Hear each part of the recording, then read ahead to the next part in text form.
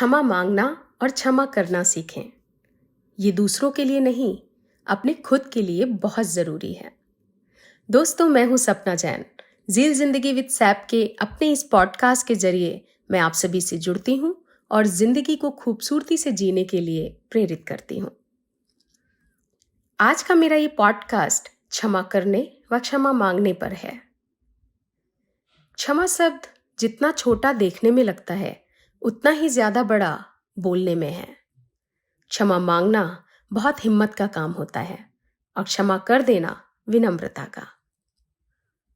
अक्सर हमारे गहरे से गहरे रिश्ते कुछ मनमुटाव और इंसानी अहंकार के कारण खराब हो जाते हैं, लेकिन क्षमा यानी कि सॉरी एक ऐसा तोड़ है जिसे अगर अपनाया जाए तो कितने रिश्ते समय रहते बच सकते हैं या शायद टूटने के बाद भी जुड़ सकते हैं।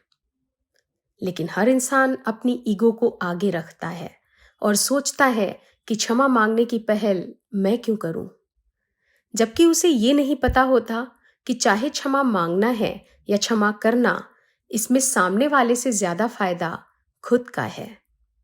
आपको लग रहा होगा ये कैसे? ट्राई करके देखिए।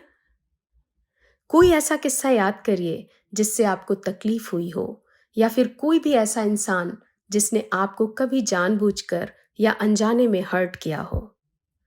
अगर आपको वो किस्सा या वो इंसान एक झटके में बिना सोचे या बिना समय लगाए याद आ गया, तो आप समझ लीजिए कि आपने उसका भार अब तक अपने सर पर चढ़ा रखा है। क्योंकि अगर आपने उस बात को या इंसान को क्षमा कर दिया होता तो आपको ऐसा कुछ याद ही नहीं आता, और अगर आता भी तो जिंदगी का एक ऐसा हिस्सा बनकर जिसने आपको जिंदगी का एक सबक दिया। तो अगर आपको अभी भी लगता है कि ऐसा इंसान जिसने आपको हर्ट किया और आप उसे या उससे जुड़ी घटना को कैसे भूल सकते हैं, तो एक बार उस इंसान को दिल से माफ करके देखिए।